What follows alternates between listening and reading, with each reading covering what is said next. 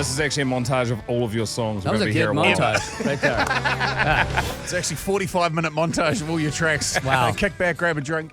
Yeah, man. I was trying to figure out how hard that would be to pull that off. Like, better man into State of Love and Trust. Yeah. Thank you so much for being so generous with your time today. Obviously, Thanks for having me. And with Westie Lee as well, and then with us as well. An absolute treat. We didn't expect this on a Wednesday, so we appreciate you for coming in. No worries. I love doing this on a Wednesday. Just quickly back to that big montage that we played. When you're listening to music, what parts are you hearing? Because you've got a very interesting brain sitting up on that bounce of yours. Well, in terms of our music, I'll listen to it and go, I'll be kind of overly critical sometimes, and I'll go, oh, we should have done it. Maybe I should have done that one thing this way or whatever. Oh, and then there's stuff I was like, oh, man, that was a great take. So when I listen to other people's music, I'm just kind of immersed in it, and I'm getting into it. And I'll pick out certain things. What I most want, well, if I listen to the Beatles or something, I'm like, how do they do this and this and this? You know, I'm asking all these questions of how did they record this and this and this, but I also want to feel it. You know, so it's a combination of those two things, kind of analytical and feeling. But this is going a little bit left of centre. But while you're on this whole train of thought, we were talking about it yesterday. There's always the butcher's butcher, the architect's architect, the builder's builder. Who is the guitarist for you? Oh, I mean, it's random, putting you on the spot and a bit rough. There has to be a few of them. I mean, for me, it would have been Hendrix for sure. Growing up, from being from Seattle, would be an obvious answer. Stevie Ray Vaughan, Eddie Van Halen. You know, all those guys that were kind of around when I was a kid and that were breaking new boundaries and just had an incredible feel to them. And we're just, Prince too. I'm going to say Prince. Every time I saw Prince, he was the best guitar player I've ever seen. I'd have to say that. Wow. So, and I wouldn't think that growing up, but when I saw him, I was like, oh yeah, that's. Did you ever get to jam with him? I never did. I met him once, and I was very uncomfortable. I didn't know. I didn't know what to say. I felt so stupid. I love you. Basically, hi Prince. You know, but he was very complimentary. This is around the time we had the Ticketmaster thing and everything, and he's like, hey, you guys are doing a great job of that. And I had just seen him play at a club, and I got to walk upstairs, and Prince will meet you now.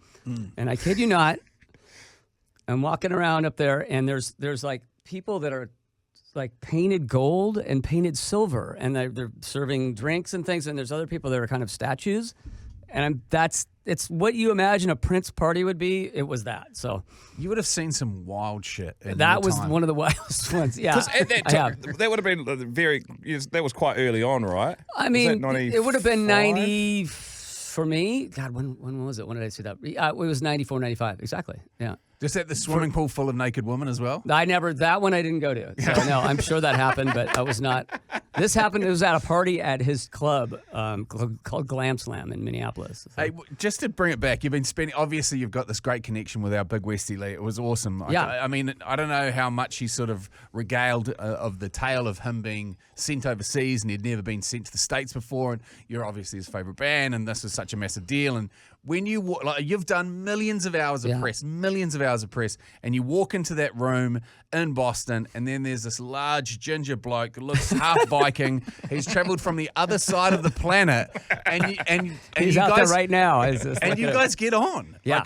Like thoughts, feelings, emotions. Like nobody of your caliber has ever come to this country and gone, I really want to catch up with that guy that I met on the other side of the planet. Yeah, well, I mean, Westie was very endearing, and I could tell he was a real fan, and he had great questions, and he had just flown so far to get to our show in Boston. I was like, well, I'll talk to him. You know, like that's a big deal to travel that far because it's a long haul. So, yeah, I was happy to come in again and talk to him and talk to you guys. So that's massive. It was easy. It means the world. It was to us. easy. You know, if it's conversational and fun, that's easy. You know. He's told you about the dress clearly. I have not heard that. What? No. Okay. We're going for a trip. Okay. Yeah. I think the reason why we probably want to jump on Jay's mic because it'll blow out if you use that one over there. Okay. This is where it all goes. I thought you would have worn it, but then it might have been too much. Yeah. Look, do you know what? I've been told that my moves are a little too raw, a little too sensual for some, perhaps. Yeah, okay. So something that you won't know about me, Mike, is these music festivals that we all used to go to. I love rock. It was going so well. No. Do you know what? Hey, listen. It all just hit a new low. Listen, it is 2024. Okay, Yeah. You either get with the times or you can PO. So. Yeah. I love nothing more than to chuck on a big flowy maxi dress and dance and party away. Just have a little bit of fun. Yeah. So when we met in Boston and we got that photo done, a good friend of ours, a good friend of the show, is a fantastic artist. His name is Simon. He drew a picture for me, and it is it's a cartoon drawing of you and I. It's a beautiful. Oh, he's an absolute carver. He's such a good artist. He sent me that and said, just on the off chance that I look so angry. Oh, I don't remember being that angry. You're about to shred it even flow. Yeah. He said, just in case you wanted another memory of one of the best days of your life. Yeah. And so I... Can I get a poster of that, please? I've got one out there for you, mate. Because if anything, I knew you'd want a photo of me. Of course. But I got that image Turned into a beautiful dress. Nice. That I have... See, look at that. Have a go. You wear it well. It's very good. I'll be wearing it well on Friday, mate. You made it into a dress. Oh, yeah. Incredible. Oh, it's my Pearl Jam dress, baby. We on, Mount Smart. I love it. I love it. not to I've love, worn right? dresses on stage too, so I get it. I'm in. Yep. I love it. I didn't bring it in today. Now I can't unsee it, but that's okay. I'll send that to you as well. All right. Promise me. I want the 8x10 of that. Mike McCready of Pearl Jam in with us this afternoon. I want you to ponder this question because I think over the years it would have changed. What did success look like for you early on and when you're in the band Pearl Jam? Yeah. And what is success for you now? So early success for us, I can literally when we were on Lollapalooza in 1992, we were the second band on the bill. So we're 4 o'clock in the afternoon. It was Lush and us, and then Jesus Mary Chain, Soundgarden, Ice Cube, Ministry, and the Chili Peppers. So Wow. we're on this great tour, and we hadn't really blown up yet. We had a couple. I think we had Alive and Even Flow were out, and we were starting to sell a couple records, but we were early on.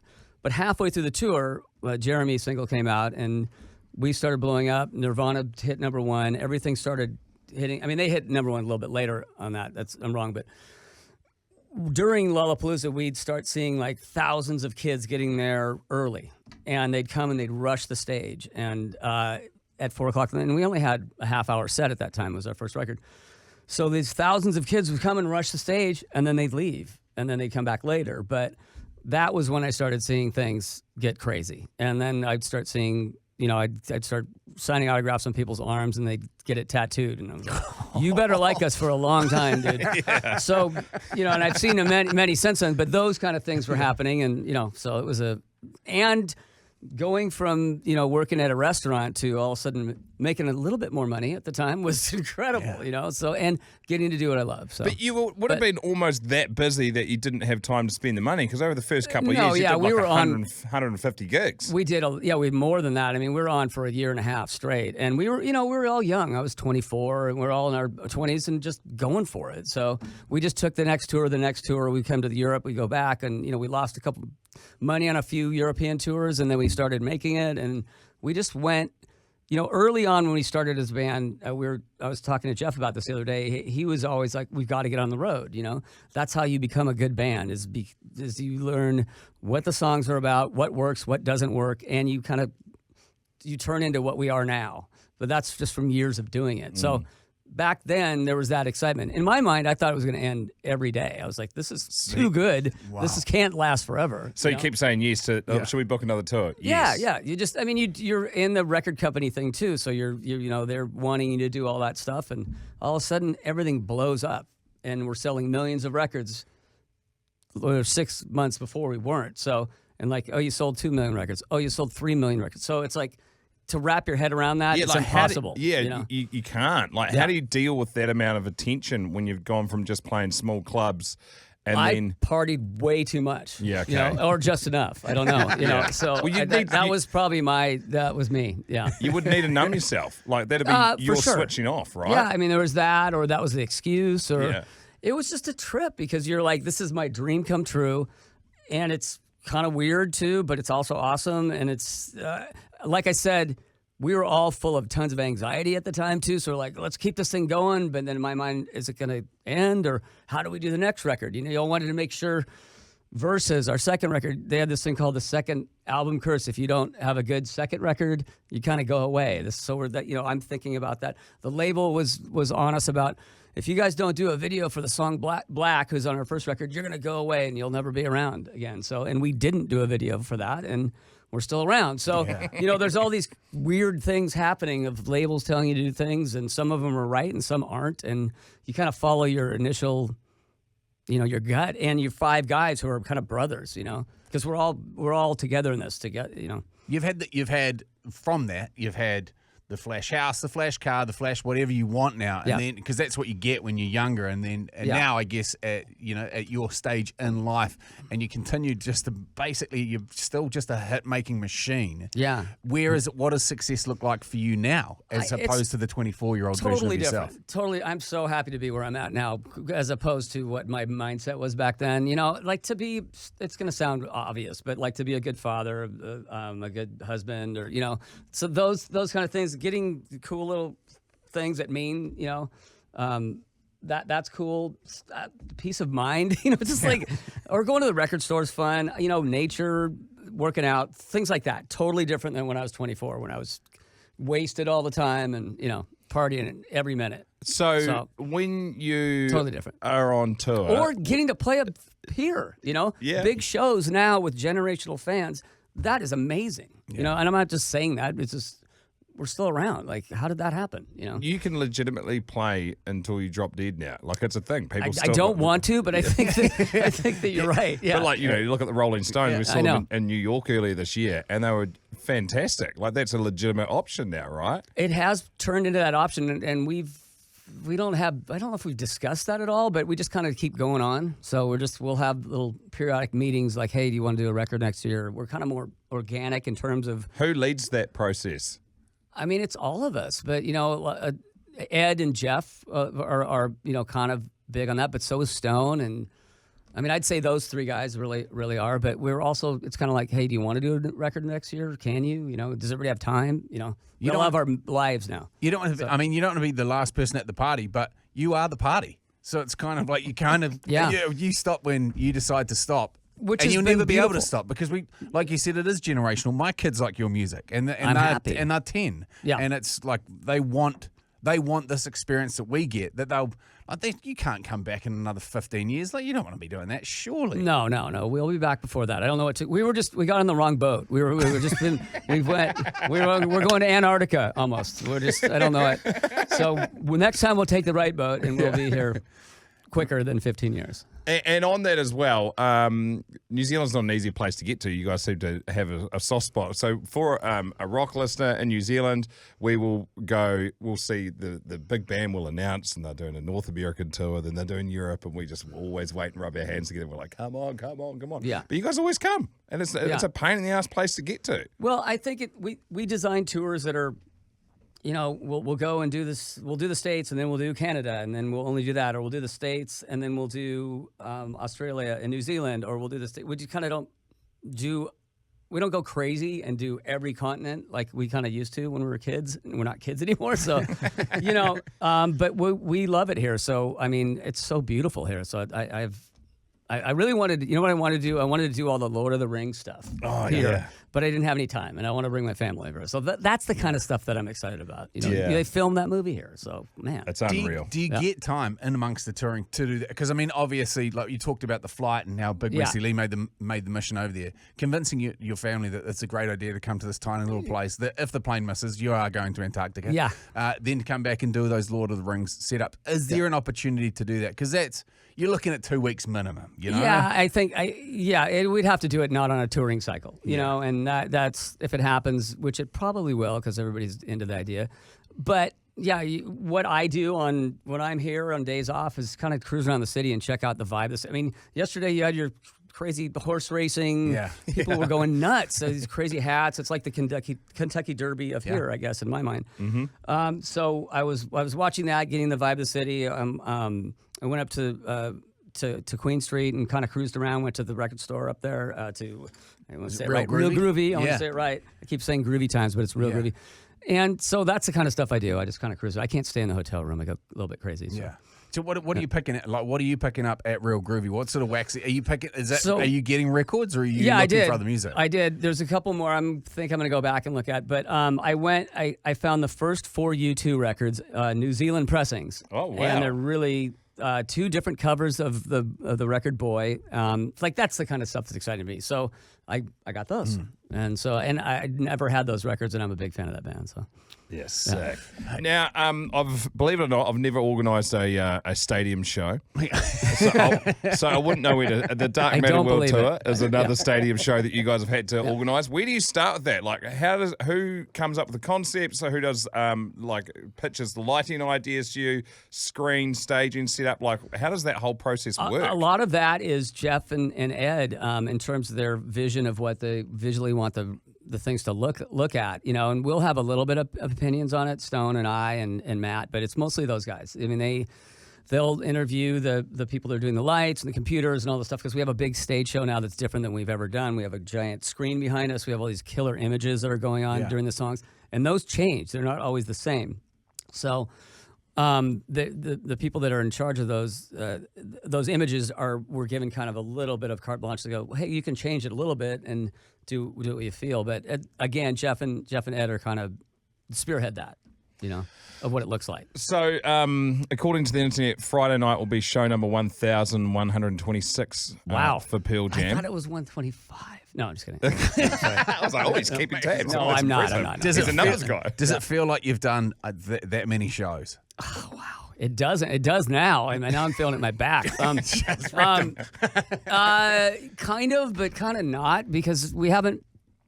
It's hard to explain that, because I look at it as, I hope that we're that better of a band because of that many shows. That's how I look at it. Yeah. So And I what- feel like we are. After all these years, why do you still get so excited about doing what you do? After playing that many shows to millions and millions of people and selling that many records, where's the fire come from for you now? It just comes from getting together with the guys and creating this thing that, seeing fans that have, I was saying this earlier, that have come to 150 of our shows, or knowing that we have music that people tell me, they go, oh, you've saved my life because of this song or this. And I don't take any of that lightly. I think that's very important. I understand music in that way too. That's very important. Having thousands of people scream for you is like awesome. I mean, not to be gross, but it's just people there, if they're into it and you're doing something, it's the right thing to do. And it just feels great. It's fun to do too. Hopefully I'm getting better as a guitar player, all those things. It's still fun to do. It's just, I don't know how to explain it other than that. Do you like the fact that you'll never be able to clock guitar? Clock it in terms of... Like you can be getting better until the day you die. Yeah. I don't know if I like that fact, but I think that I want to... Yeah, that's a good point. It's interesting. But I'm still going to try. Yeah. Dude, So- That's the beauty of Yeah. it, though, right? That's what keeps it interesting. Exactly. Well, I mean, I talked to Eddie Van Halen before he died. I got to meet him once, and when we were doing the Lightning Bolt record, and I happened just to be listening to the Van Halen's first record as I was driving to the studio that day, and he was there, and I'm like, whatever. Another Prince moment. It's kind of another Prince moment, but I was kind of like, hey, dude, I was just listening to the first record. It's incredible. I got it when it came out, and blah, blah. And he was like, I didn't really like how that record sounded. And I'm like, that record's amazing. How did you not like it? So I think he had that kind of mindset of, it was never satisfied, When you're actually performing the finished pieces in a show like you'll be doing Friday and Sunday night here, do you get to swim through your own mind a little bit and go, well, I've never been over this part of my mind with or do you kind of stick to what's on record? I mix it up. I mean, there's times I'll kind of do that, but I'll go, oh, I'm about to F it up. But, so there's that issue of it. But certain things I can kind of improvise on, even flow, black, a lot of the solos. And honestly, I did that out of laziness. I never wanted to learn that stuff when I was in my 20s. I was like, I wanted to do other things, party and do whatever. So I never kind of took the time to learn the stuff that I did on the first couple records. So out of that laziness, kids, I think I got better. That doesn't make any sense. But yeah, there's stuff I love, like to play when we do Dark Matter, the song Dark Matter. Super fun to play. It's a heavy song. It's fun to play. Those are the moments that I love. The ones that are fun to play. on behalf of all of the rock listeners and, Yeah. and Kiwi fans, thank you for the music you've given us over the last 30-something years. you. It's really is truly an amazing gift. For anybody thinking about buying a ticket to the Friday, I know there's limited tickets to both shows available, or the Sunday show. Would you like to say anything to them?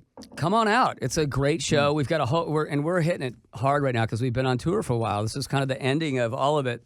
So the culmination of this whole year, putting this tour is starting here in New Zealand. So again, I think you'll have a blast. We have a whole new stage show going on, great visuals that accompany the music, and I think it'll blow you away in a good way. So There was also a just to take you all the way back. Are you to guys Boston. going? Yeah, 100%. Okay. Yeah. We're meant to be both nights. All right. So we big Westie Lee said that when he was in Boston, and he said to you, "Are you going to bring the noise?" And your direct quote to him was, "I'm going to bring the mother heckin' animal." did I say that? He's right. Yeah, I'm gonna bring it. Yeah, That we'll was bring it. Oh, I'll bring it. Oh, it's coming. I brought it. I left it in the hotel room, but I'm bringing it. It's coming.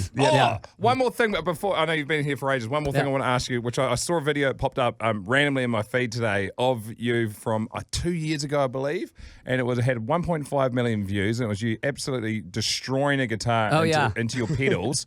Was that a bad day at the office for you, and were you venting frustration, or was that simply you at your age still loving to smash a guitar? Second thing. So what? No, it's deep. It's deeper. Whatever. What happened was we were on. It was a European tour. It was 2 tours ago, and we had to cancel some shows because Ed got sick, and I was like, oh my God, we're not gonna be able to finish this tour. We're gonna have to end on, not a good note. And then Ed got better, and I was like so excited to play our last show. It was in Amsterdam. Like, yes. So out of excitement, I decided to destroy the guitar and my pedal board. And Sick. yeah, I have a long career of doing that. My early days, I've taken out 70, something like enough to where Fender guitars that I originally was with were really pissed at me because everyone they gave me I broke back in the day. Yes, I was going to say, is that an issue? Obviously, guitar tech's like, well, that makes my job a little bit easier tonight. I don't have to worry about picking up those pieces. Or early on, they'd have to put them back together, which is kind of a nightmare for George Webb. Yeah, who's mate, one of here's our an techs. 8,000-piece jigsaw puzzle. Exactly. Enjoy. I Yeah. expect it to be done by tomorrow morning. But that was kind of a celebratory. We're getting to finish this thing on a good note. I'm just going to go crazy. Oh, that was sick. And that might happen. You never know when that happens. I'm trying to do it less because now I feel more guilt about it, and I should give this guitar to somebody instead of break it. So, I'm anyways. always surprised at how strong the strings are, eh? Like that was Yeah. hanging on for dear life in the video, the bottom half of the guitar. Oh yeah. Those strats they break. So And I think the amount of time and the amount of gifts that you've given us, you don't say thank you. You say you're welcome now, and it is an absolute career highlight to have you in the studio with us and to hang out. You're so generous with your time. Thank you. You've lit every single person up in the building, so thank you so much for coming in. It means thanks a for lot to having us. me. I appreciate it. Mike McCready, Yeah, the come on man. out. All right, thank you guys.